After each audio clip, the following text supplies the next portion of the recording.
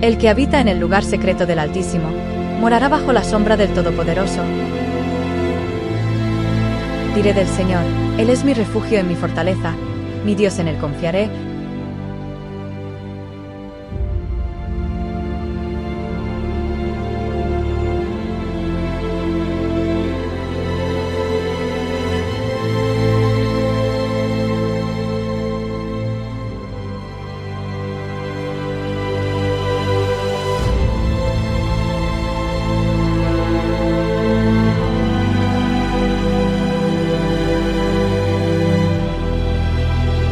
No tenemos nada que temer para el futuro, excepto que olvidemos el camino que el Señor nos ha guiado y lo que nos ha enseñado en nuestra historia pasada.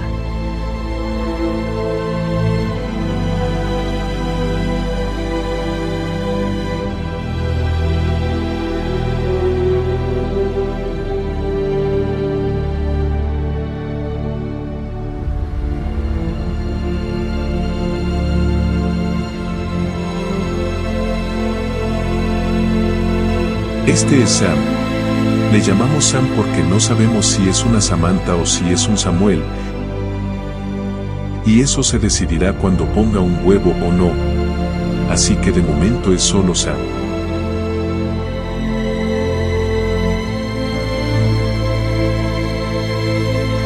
Una historia de adversidades y esperanza.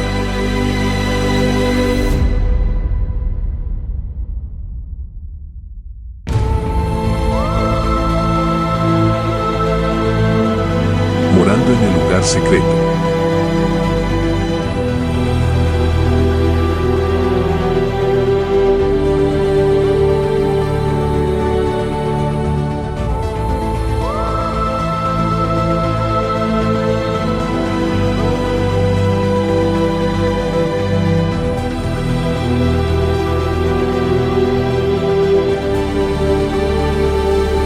Episodio 1. Amistad en la isla. Bueno, Sónica, vamos a hablar de habitar en el lugar secreto. Y la pregunta es, ¿por qué lo escribiste? Ya llegaremos a eso. Y escribiste algo personal sobre tu propia vida. Y cómo ves estas cosas. Y bueno, digamos que abrimos nuestra alma un poco. Y empezaste con tu infancia. Y lo escribiste con mucho cuidado. Y la idea en todo este libro no era acusar a la gente, sino simplemente contar una historia, y también tratar de transmitir cómo Dios cambia a la gente. Y que el camino, al igual que en el libro de Bunyan, no siempre es fácil. No siempre es un camino fácil, y algunas personas podrían pensar, bueno, si es tan difícil entonces me voy a dar por vencido. Y especialmente si aquellos que tú crees que te van a tratar de una manera cristiana no siempre lo hacen. Algunas personas podrían pensar, bueno, porque lo soportas, porque no simplemente te vas. Y creo que llegas al punto entonces donde estaba Jesús cuando le habló a todas esas personas, y ellos dijeron, esta es una enseñanza dura, ¿quién puede soportarla? Y muchos de ellos se fueron y lo dejaron, y él se volvió a sus discípulos, y les dijo, ¿también quieren irse? Y Pedro dijo, ¿a dónde iremos, Señor? Tú tienes palabras de vida eterna. Y esta es una de esas situaciones.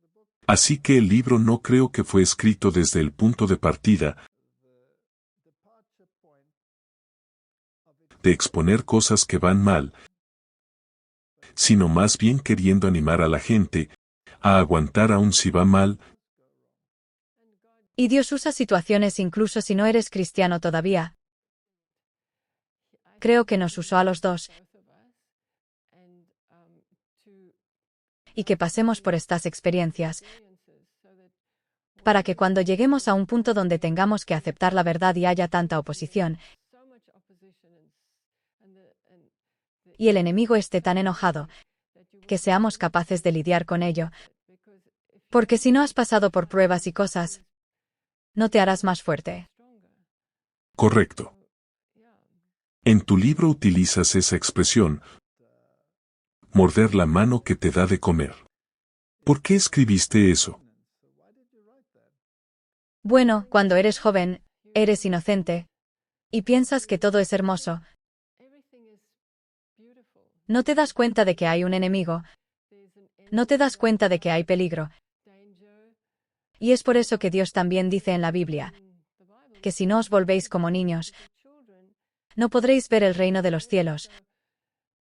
Así que tenéis que ser inocentes de esa manera. Estas situaciones pueden morderte. Si no entiendes que hay un enemigo, y que un día alguien sin duda te hará daño. Así que empezaste tu historia, y la historia de tu vida con la frase, mordiendo la mano que te da de comer, tratando de ayudar a alguien, y te sale el tiro por la culata. En toda tu vida estás aprendiendo, paso a paso. Tienes que ser muy cuidadoso en quién confías y con respecto a las armas del enemigo contra ti. Sí, es una situación muy, muy compleja, y sobre todo porque hay gente implicada. No quieres hacer daño a la gente, pero quieres transmitir ciertos conceptos, y por eso cambias los nombres de las personas, para que bueno, supongo que si lo leen probablemente se reconozcan a sí mismos. Sí. Pero el propósito del libro no es, como usted ha dicho, acusar a la gente, sino mostrar cómo Dios utiliza a las personas para formarnos. Sí. Y para moldearnos. E incluso si usted no es un creyente, Dios crea circunstancias que te hacen plantearte preguntas, y Dios crea circunstancias que te llevan al punto donde usted podría tomar decisiones, y cualquiera que mira a este mundo, dirá que este mundo es un lugar muy injusto, y es un lugar muy doloroso, muy a menudo, tiene sus subidas y tiene sus bajadas, tiene sus alegrías y tiene sus tristezas, pero usted está moldeado por su entorno. Sí, y yo creo, y no sé si es verdad, pero creo que Dios ya nos había formado.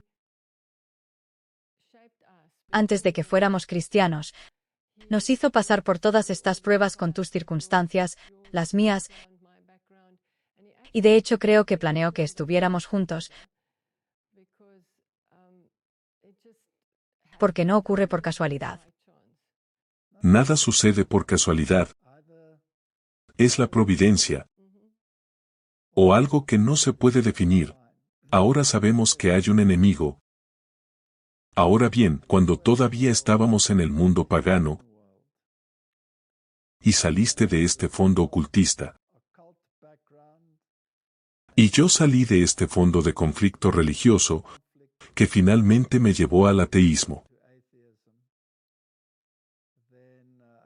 Entonces te haces la pregunta, ¿estaba Dios allí desde el principio? ¿Estaban los ángeles involucrados en nuestras vidas? ¿El diablo observaba la situación? ¿Observa a la gente? Y saca conclusiones quizás por lo que está sucediendo detrás de las escenas que no podemos ver. ¿Y apunta a algunas personas más que a otras? Estas son preguntas que surgen en la mente. Cada persona tiene un ángel que la vigila, así que supongo que Satanás sabe algo que nosotros no podemos ver. Él asume algo. Él supone algo. Ahora cuentas en tu historia. Dices que eras la única niña que no iba a la iglesia los domingos. ¿Y sé por qué? Porque tus padres tenían un gran problema con las iglesias, estaban metidos en el ocultismo, tu padre en particular. Sí. Sí, mi madre se crió en un hogar cristiano. Y no se sentía muy cómoda con un estilo de vida cristiano. Así que se adentró en el mundo. Y cuando estás en el mundo todo está permitido. Ya sabes, aceptas cualquier cosa, y mi padre lo mismo. También se crió como un cristiano muy estricto. Pero los dos decidieron explorar cualquier otra cosa que no fuera la Biblia. Así que tu padre sí investigó la Biblia, pero lo hizo desde otro ángulo. Sí, él creía que todo está mal interpretado en la Biblia y que hay muchas cosas espiritistas en la Biblia. Y él buscaba una verdad esotérica en algo que en realidad está escrito como una verdad absoluta. Sí. Y por eso nos dijo que no fuéramos a la iglesia. Nos dijo que nos mentirían, que nos engañarían. Pero yo anhelaba saber qué había en una iglesia, porque todos mis amigos eran cristianos. Y me pregunté por qué Dios estaba encerrado en una iglesia. Y en una ocasión fui de iglesia en iglesia durante el día y traté de averiguar qué había en la iglesia. Pero todas estaban cerradas. ¿Cuántos años tenías? Tendría unos 10 años. Más o menos. Y entonces todo estaba cerrado. Y me dije, ¿por qué está Dios encerrado en una iglesia? ¿Qué tan bueno puede ser para el mundo si está encerrado en una iglesia? Eso demuestra el poco conocimiento que yo tenía sobre Dios. Y entonces encontré esta pequeña capilla, que era una pequeña capilla de piedra, que estaba abierta, y realmente entré y dije wow. Mi vida fue dura. Tuve una vida dura de pequeña. Y sí, me pongo un poco emocional. Ahora sé que tuviste una vida dura. Y conozco las circunstancias porque me lo contaste.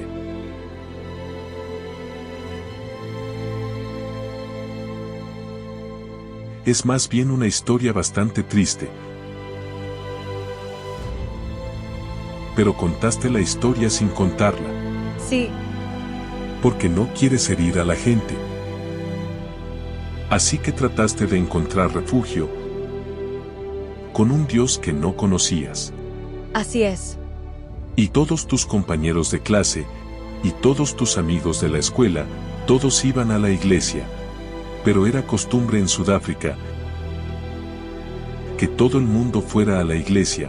Por supuesto que querías ir a la iglesia. Era lo que había que hacer, y tú eras la rara. Así que realmente estabas en minoría, y probablemente tenías cierta presión de grupo. Sí, había mucha presión de los compañeros, porque mi abuela me envió una hermosa Biblia, ella era muy religiosa. Y tomé esta Biblia. Era una Biblia gruesa con letras doradas. Y se la llevé a mi maestra y se la mostré. Y ella dijo que sí, que era lindo, lo que sea. Así que la puse en el escritorio, y después del recreo ya no estaba. Alguien la había robado. Y sí, cualquier movimiento que trataba de hacer hacia Dios, era casi como... había una pared cada vez. Me acuerdo que me contaste que los pastores de las otras iglesias no eran precisamente muy abiertos contigo, porque sabían de qué origen venías, que despreciaban lo que tus padres representaban, y por eso, en lugar de ser acogedores contigo, te trataban como basura, digámoslo así. Bueno, creo que eso también formaba parte del plan de Dios, para que pudiéramos encontrarnos, tú y yo, con el tiempo. Bueno, en realidad te trataban tan mal algunos de esos pastores. Te regañaban, tenías que caminar. ¿Cuántos kilómetros para ir a la iglesia los domingos? E ibas sola porque tus padres no te llevaban a la iglesia. Más de 10 kilómetros. ¿Y con qué tipo de zapatos caminabas? Zapatos de tacón, no muy altos, pero solo zapatos de tacón. Zapatos de tacón alto. Y te tomaste todas esas molestias, y luego el pastor te trató como basura. Bueno, eso es parte de la vida.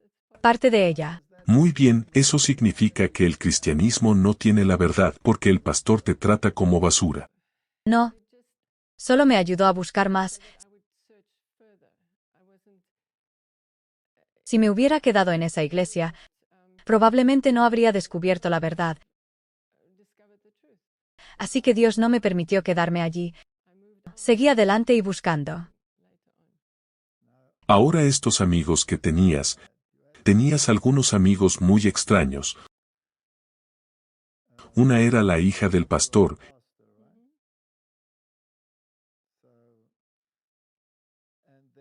y luego los otros amigos que tenías venían de un entorno muy dudoso,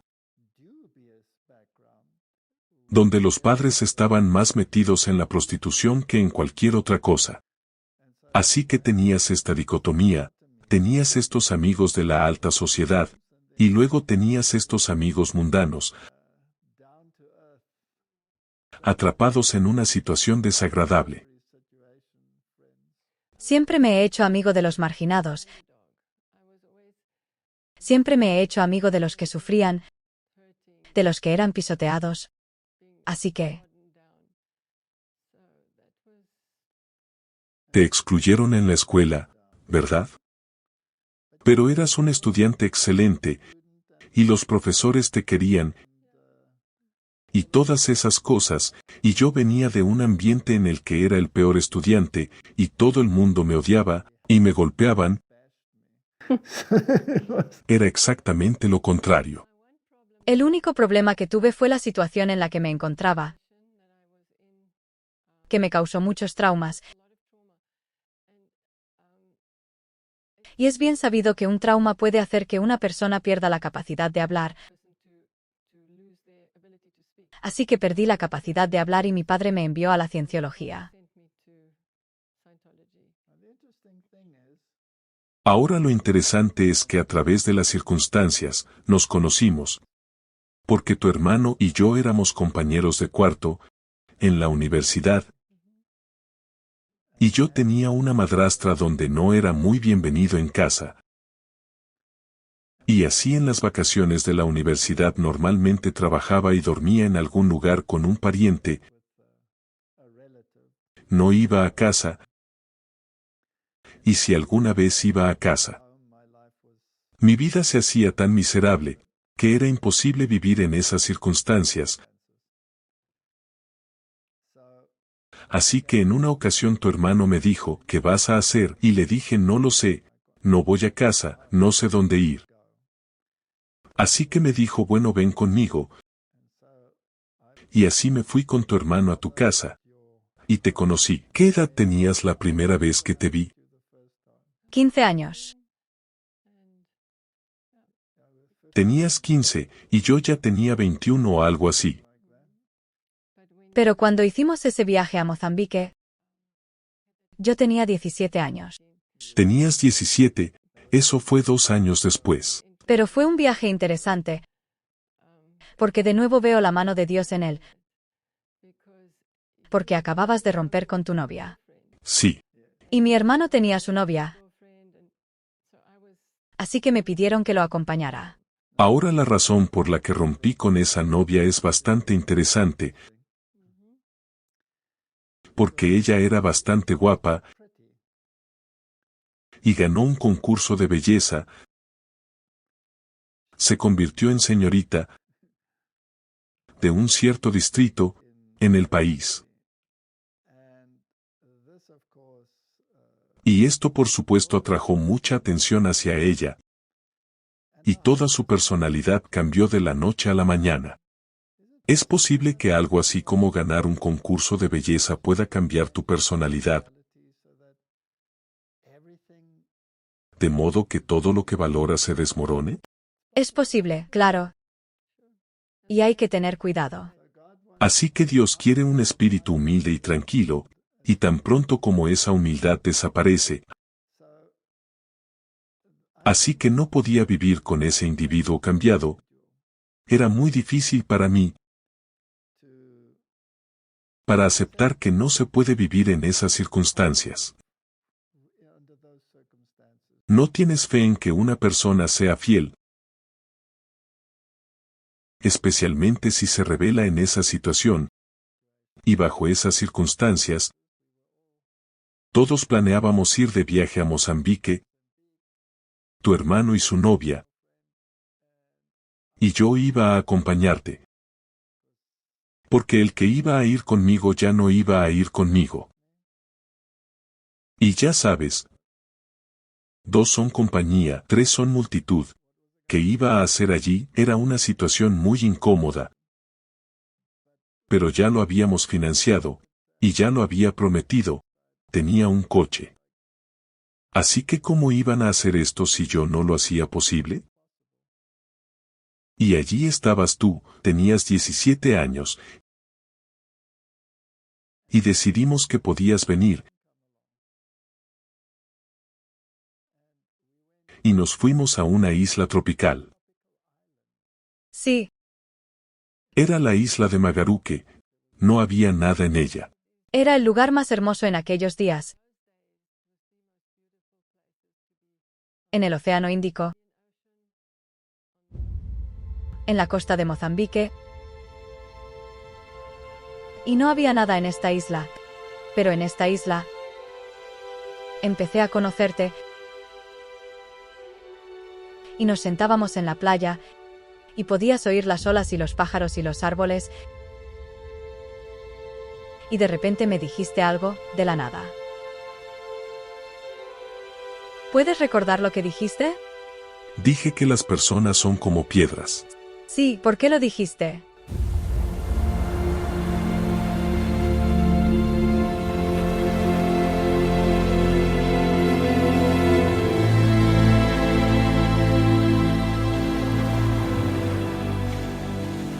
Ciertamente los justos darán gracias a tu nombre, los rectos morarán en tu presencia,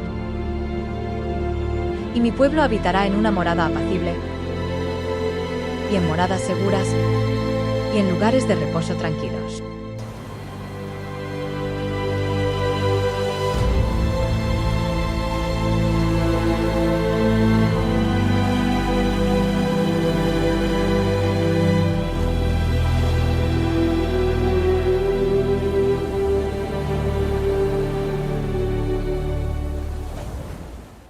Te diré por qué dije que las personas son como piedras, porque toda mi vida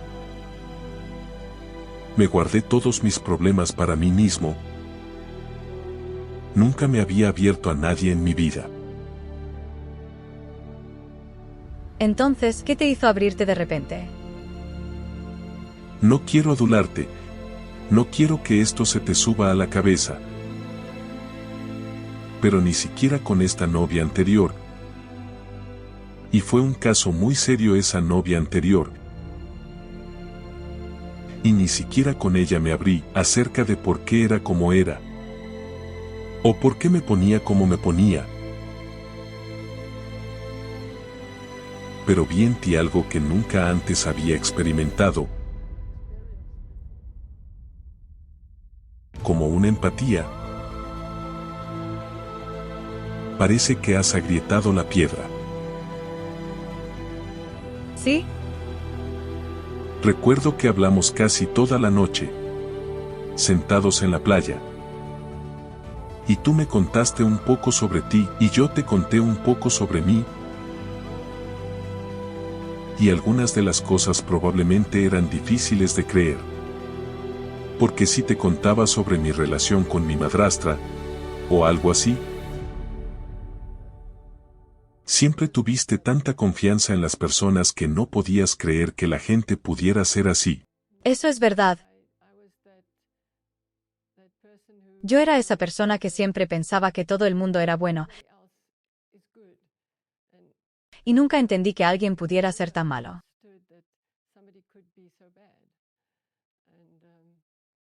Y sin embargo lo experimentaste en tu propia casa.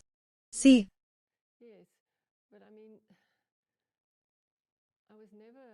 Pero a mí nunca me condenaron al ostracismo ni me echaron de casa, como a ti. Y por eso me resultaba extraño, porque en nuestra casa había amor y amabilidad. Sí, yo también miraba a tu casa, Y era difícil para mí darme cuenta de que en realidad estaban todos en armonía, a pesar de que las cosas no iban bien detrás de las escenas, a los ojos del público. Rara vez había conocido a una familia que estaba tan abierta a un invitado y tan amable. Y yo había desarrollado una muy buena relación con tu padre en particular, y tu madre era la que era la estudiosa. Tu padre era el romántico, el que siempre estaba buscando lo desconocido. Pero tu madre era la académica, y ella tenía afinidad conmigo por mi formación académica. Y tu padre se sintió a gusto conmigo, por mi apertura a todo lo que tenía que decir. Así que fue una experiencia totalmente nueva para mí conocer a tu familia. Pero sí, me abrí un poco y dije que las personas son como piedras porque realmente lo eran, te hacen pedazos. Y cuando te han destruido, te acusan de ser lo que ellos piensan que eres, un débil o esto o aquello. Así que me convertí en... Terminó endureciéndote. Me hice más duro que ellos para poder sobrevivir a ellos. Sí, por dentro estabas sufriendo. Y por fuera te volviste una persona más dura. Sí. Y yo tenía una familia muy dura, que venía de un entorno muy duro, algunos de ellos. Por un lado de mi familia, ya sabes, eran alemanes. Por un lado de mi familia eran oficiales militares en el ejército nazi. Y cualquier signo de debilidad o cualquier lágrima que tuvieras era inmediatamente aplastada como un signo de debilidad. Los chicos no lloran. Los vaqueros no lloran. Esa es la forma en que crecí. Y así no importaba lo dura que fuera la situación. Yo siempre ocultaba mis sentimientos y trataba de poner una sonrisa en mi cara.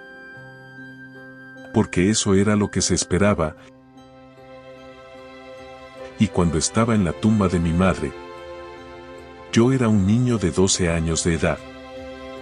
Traté de poner una sonrisa valiente, y me golpearon por esa pequeña sonrisa valiente de ser una persona insensible, que se atrevería a sonreír en la tumba de su madre. Yo era el monstruo de los monstruos, y fui tan malinterpretado, que me volví aún más duro, y nunca compartí mis sentimientos con nadie, excepto contigo.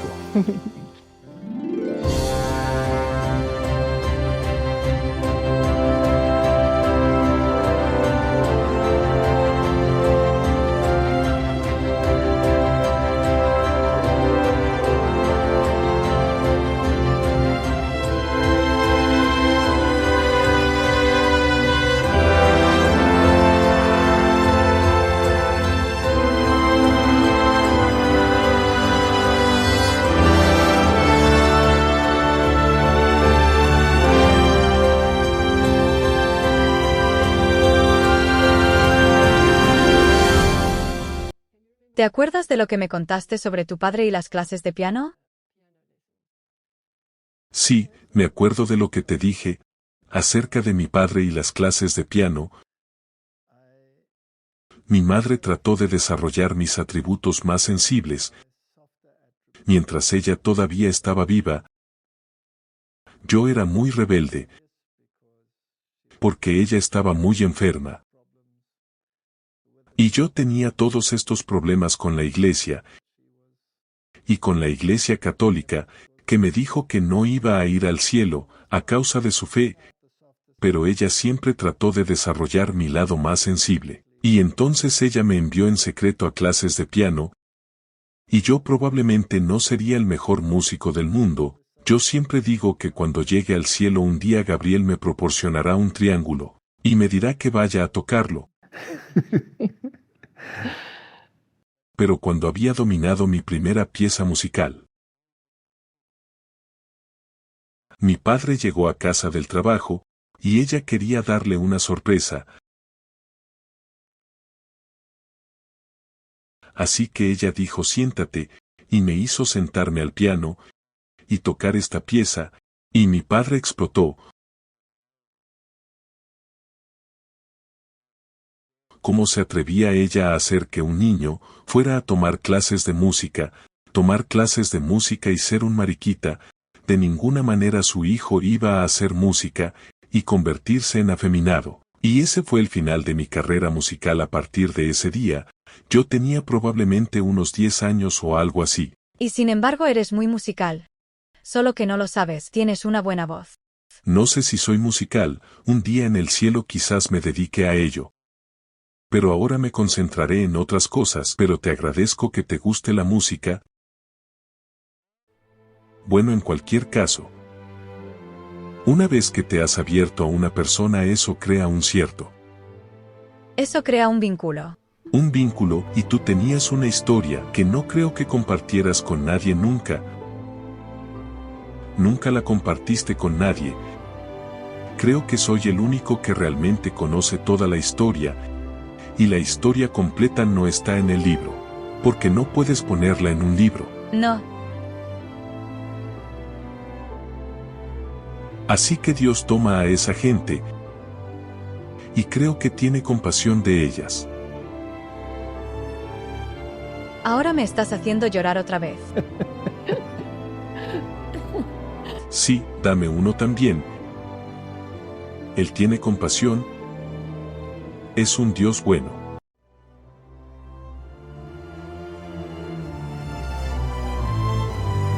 Puedes quedártelo.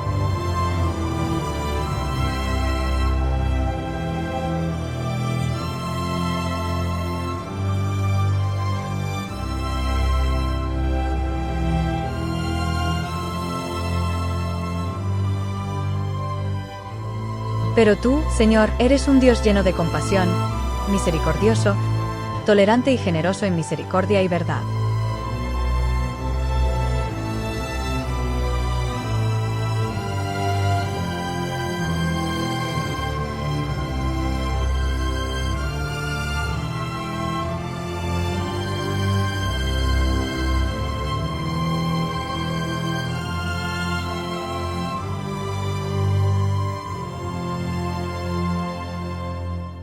Después de Mozambique, tú volviste a la universidad, y yo volví a casa, y terminé mi último año en la escuela. Y entonces... Y nos enviábamos cartas. Yo escribía muchas cartas.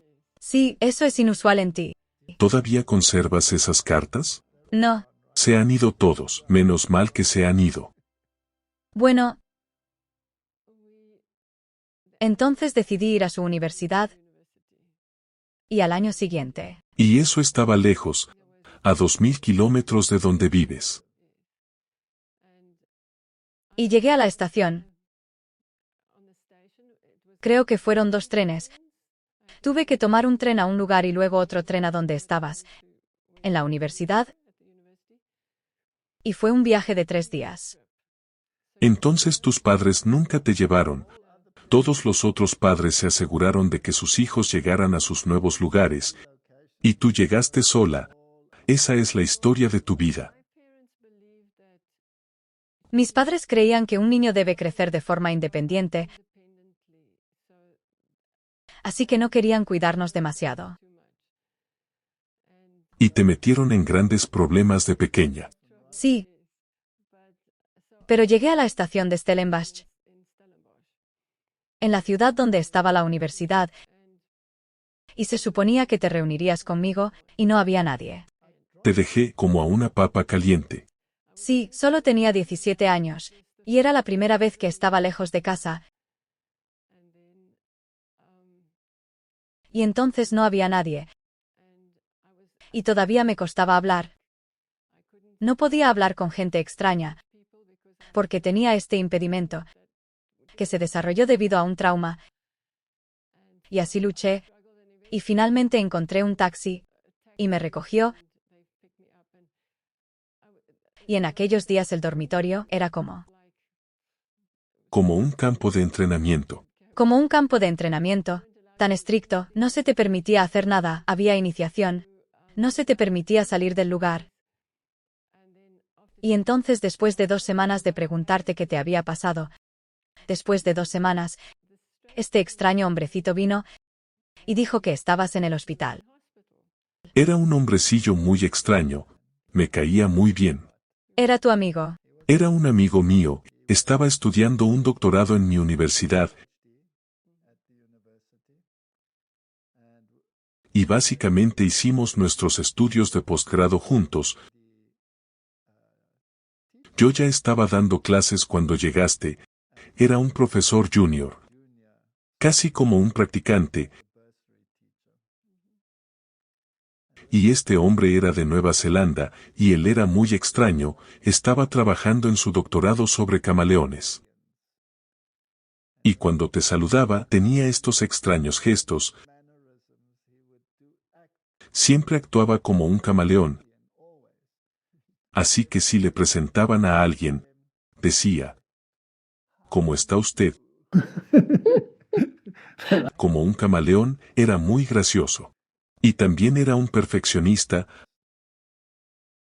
absolutamente perfeccionista, por lo que ordenaba sus bolígrafos en su escritorio en una secuencia muy particular.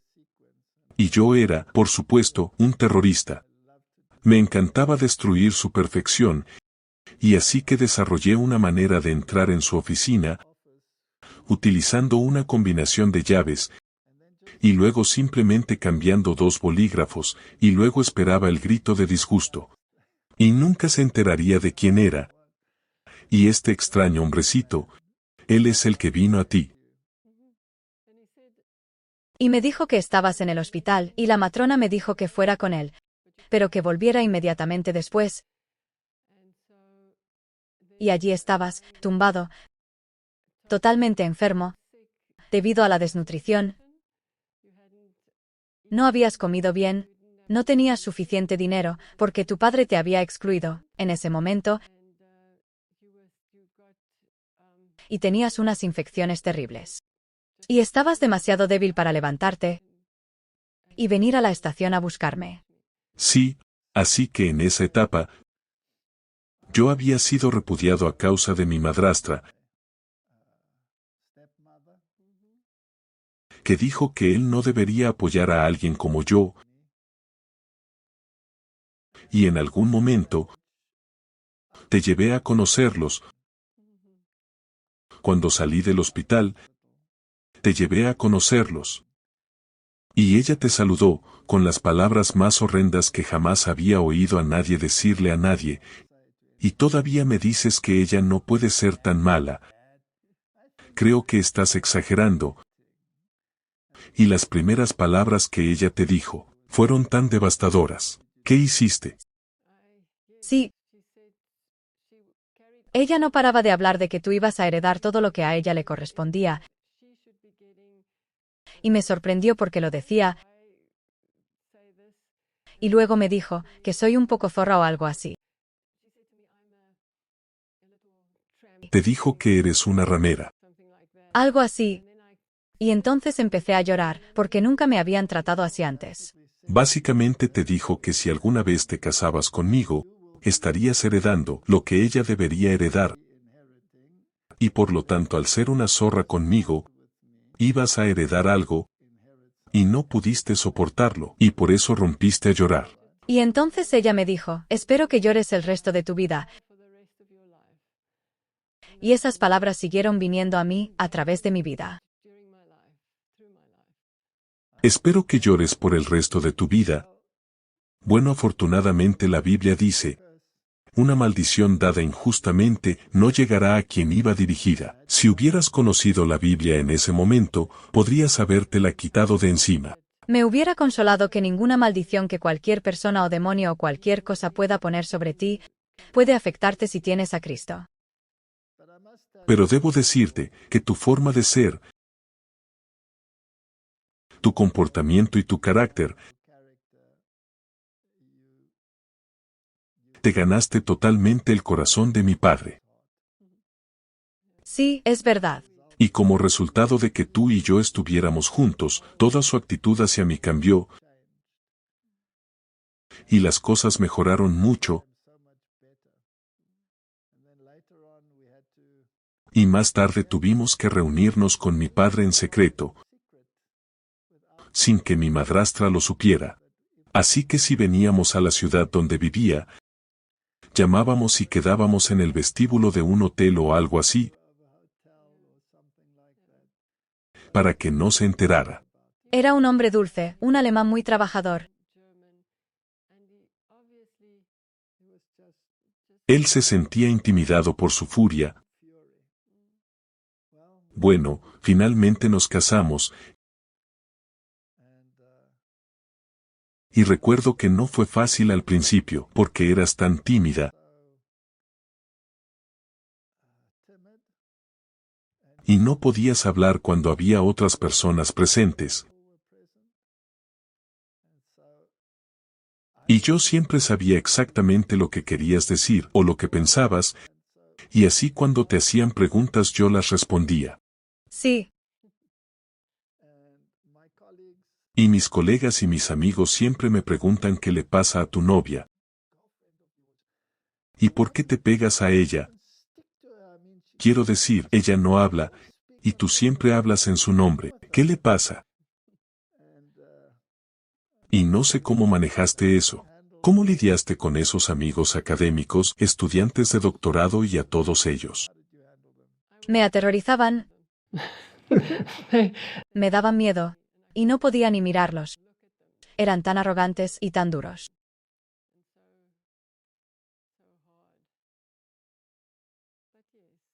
¿Cómo aprendiste a hablar? Mira, el tiempo lo cura todo. Cicatrices y demás. Pero nos casamos.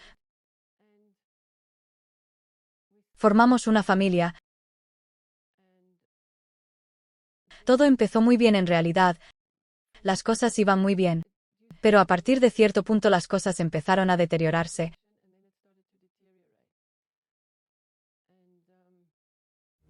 Y empezaste a tener mucho estrés en el trabajo. Y la gente empezó a tener envidia. Sí. Y empezaste a entrar en una especie de oscuridad. Ni siquiera en depresión, sino que la vieja persona que yo conocía ya no estaba allí.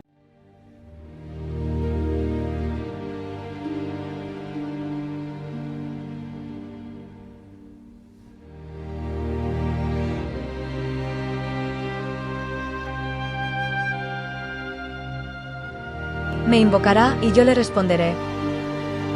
Estaré con él en la angustia, lo libraré y lo honraré con larga vida. Lo saciaré y le mostraré mi salvación.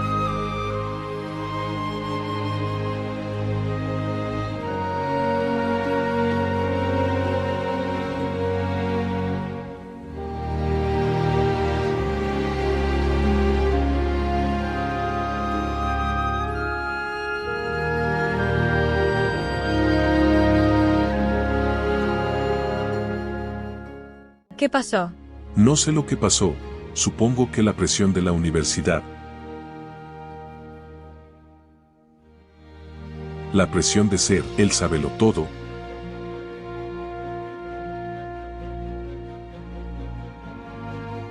Y luchando por conseguir mejores posiciones. Y yo era ateo.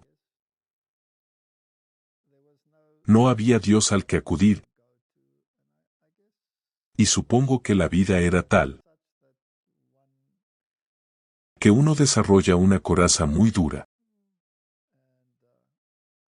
Y cuando nació nuestro primer hijo, ¿te acuerdas que mientras estabas embarazada, vivíamos en una casa y ocurrieron todo tipo de acontecimientos ocultistas que tú explicas en la historia en esta casa embrujada?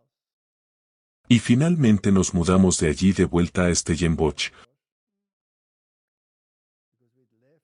porque habíamos dejado la ciudad donde habíamos estudiado, porque conseguí un trabajo en otra universidad, y luego volvimos. y entonces nació Martin. Y en esa etapa vivíamos en una pequeña cabaña rural, que era una cabaña de trabajadores, y tenía grietas en ella, que usted podría poner su brazo entero a través de la pared, y los inviernos en el cabo eran muy duros. Y estaba arriba en las montañas, y todo estaba lleno de nieve, y hacía frío, y es todo lo que podíamos permitirnos en ese momento. Y cuando nació, perdiste mucha sangre, y descubrimos que realmente tienes un problema con la coagulación de tu sangre. Eres lo que uno llamaría un hemofílico. Y habías perdido mucha sangre, y no había nadie para ayudarte. Mi madrastra nunca te habría ayudado, mi padre vivía en otra ciudad. Tu madre estaba a 2000 kilómetros de distancia. No había nadie para ayudarnos. Y te desmayaste muchas veces.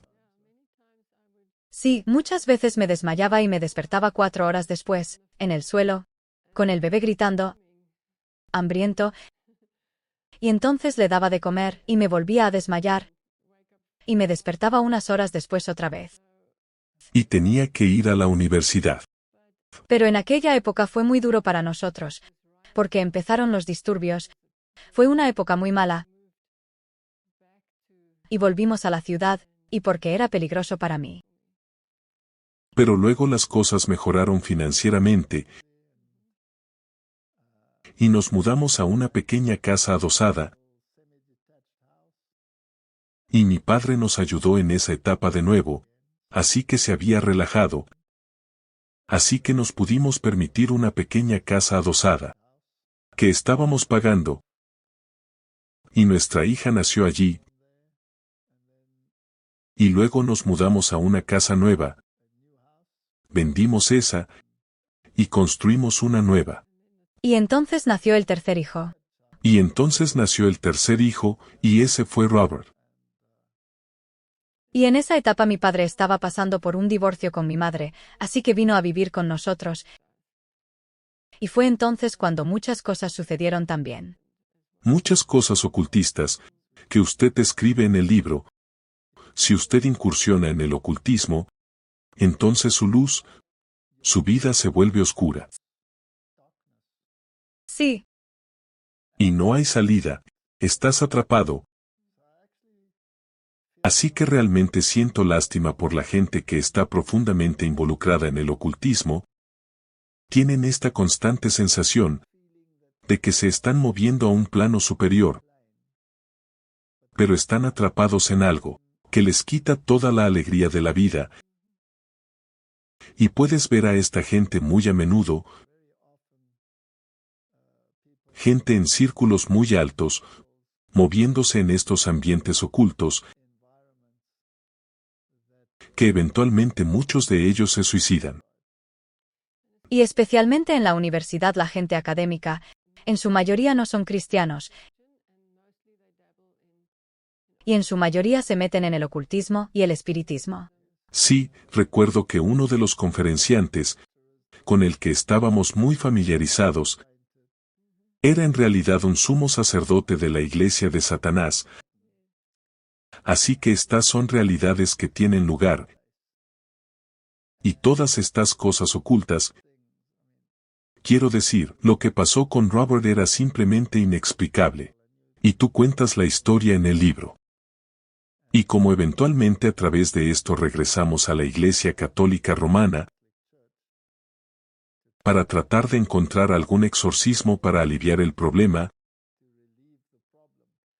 ahora no regresaste a la iglesia porque creías en Dios. Regresaste a la iglesia porque era como ir a la farmacia. Encontrar una cura para tu dolor, no porque quisieras una relación con Dios.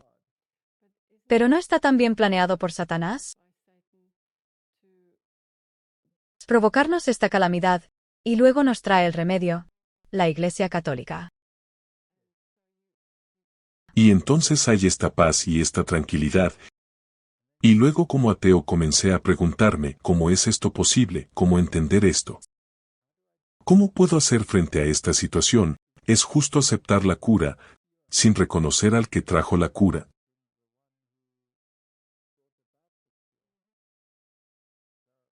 Entonces, ¿qué haces?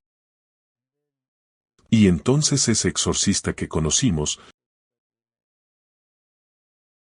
no menciona su nombre, cambia su nombre en el libro. Y fui a buscarlo, al convento.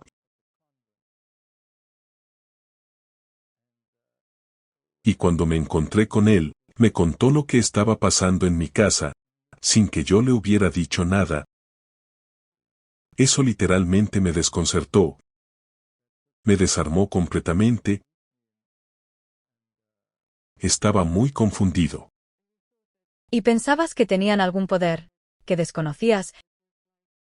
Era como si te atrajera de alguna manera. Sí, me atraía, porque tengo esta filosofía como científico, debe haber causa y debe haber efecto, y debe haber leyes de termodinámica, y todas estas cosas caían fuera de esas leyes. Y no podías negar la existencia de lo sobrenatural. ¿Recuerdas cuando jugábamos a la Ouija? Construimos nuestro propio tablero de Ouija. ¿Recuerdas cuando pusimos nuestros dedos en el vidrio, y como deletreaba, vete al infierno? ¿Y qué pasó con el vidrio? Salió volando. Fue arrojado. Y no había manera que tuviéramos algo que ver con eso. Y quiero decir que los pelos de la nuca se ponen de punta, y piensas que pasó ahora, y luego te das cuenta de que hay algo sobrenatural y desde ese día, nuestra vida fue un infierno absoluto, porque abriste la puerta a una presencia demoníaca en tu casa, pero no sabes qué es una presencia demoníaca. De hecho, pensamos que eran espíritus difuntos. Tú querías hablar con tu madre.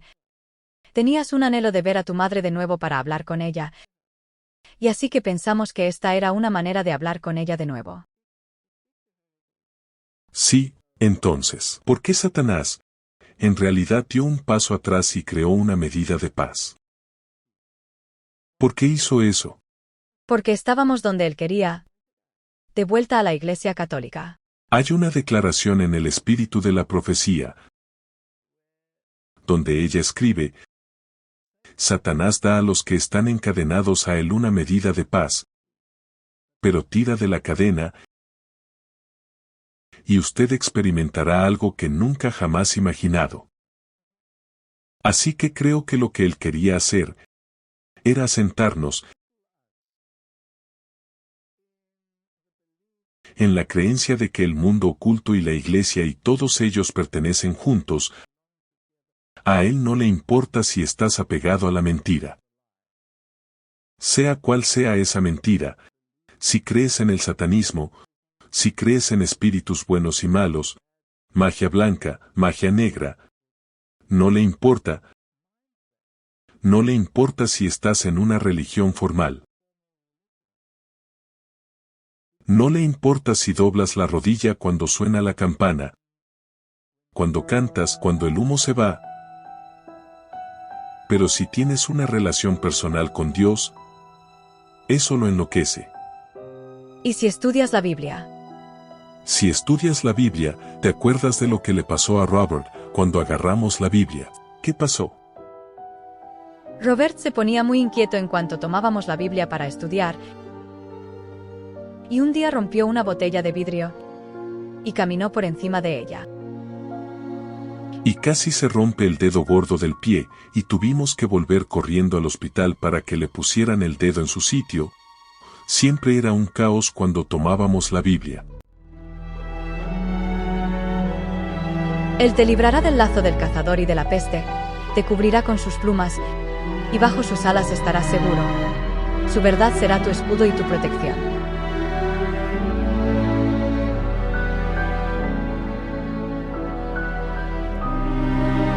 No tendrás miedo del terror nocturno, ni de la flecha que vuela de día, ni de la pestilencia que camina en la oscuridad. ni de la destrucción que destruye al mediodía. 1000 caerán a tu lado, y 10.000 a tu derecha, pero no se acercará a ti.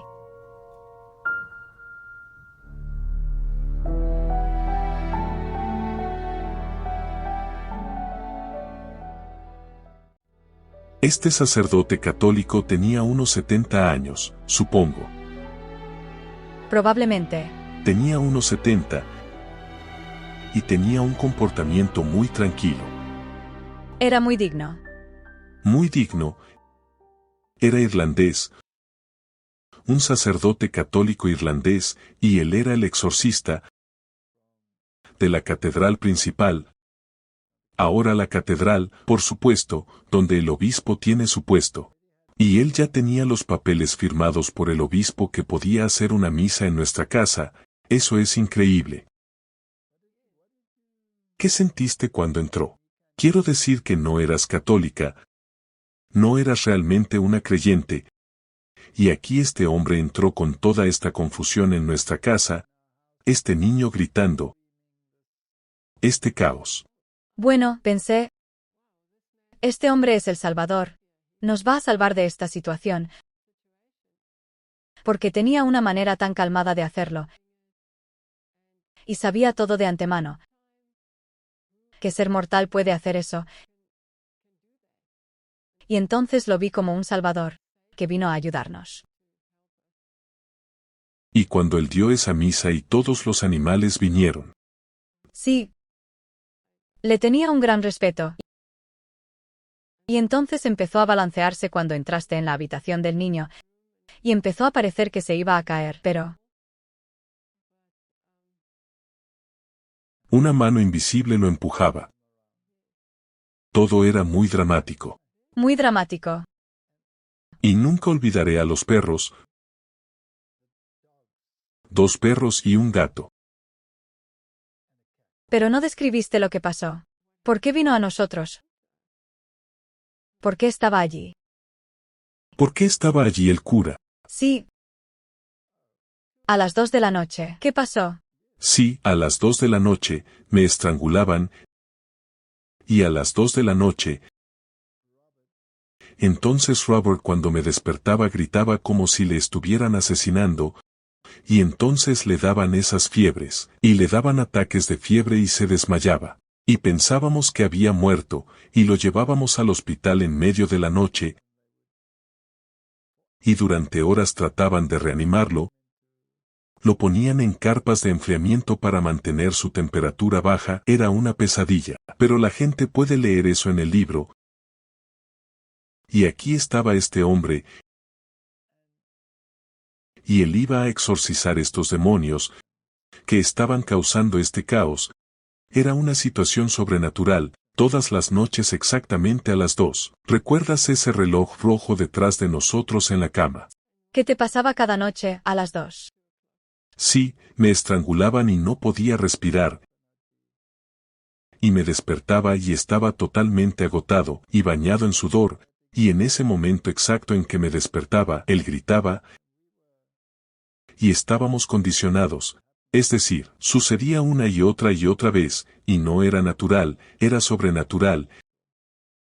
Y aquí estaba este sacerdote, y con agua bendita, y con una misa. Pero todavía recuerdo esos 2 perros, esos 2 Rottweilers, bajando por ese pasaje, y luego sentándose en ese semicírculo alrededor de este altar, que él había construido, y él se quitó su anillo, ¿recuerdas? Porque tenían una reliquia en él, y yo no sabía nada de eso, ni siquiera sabía que el exorcista tenía que tener una reliquia, una pieza sagrada para poder hacer una misa, pero en realidad era un ritual para los muertos. Pero de alguna manera había un poder mágico en ella. Y desde entonces el problema desapareció. Era tan tranquilo, en esa casa. ¿Recuerdas esa noche? Cuando pusiste a Robert en la cama. Por primera vez se durmió boca arriba. Dormía como un feto, acurrucado. Gritando hasta dormirse. Y luego estaba tumbado boca arriba y estaba tranquilo. Y estaba diciendo gugu dada, haciendo ruidos de bebé. Pero ¿puedes recordar lo que pasó cuando el sacerdote te encontró?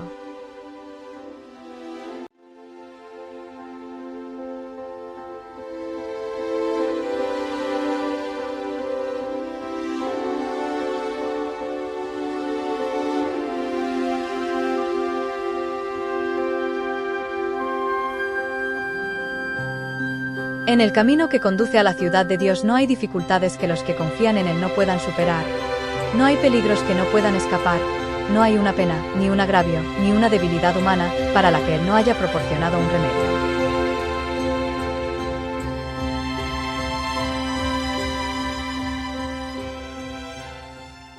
La primera parte de Por el camino que me lleva mi Salvador narra el viaje desde la juventud, la escolarización, el matrimonio y los sorprendentes retos de su hijo menor. Hablan de los espantosos fenómenos paranormales en su hogar y de sus intentos de exorcizar la presencia demoníaca, primero mediante prácticas ocultistas y luego a través de un exorcista católico. Escuche cómo un excatólico convertido en ateo y la hija de un ocultista llegaron a creer en la verdad.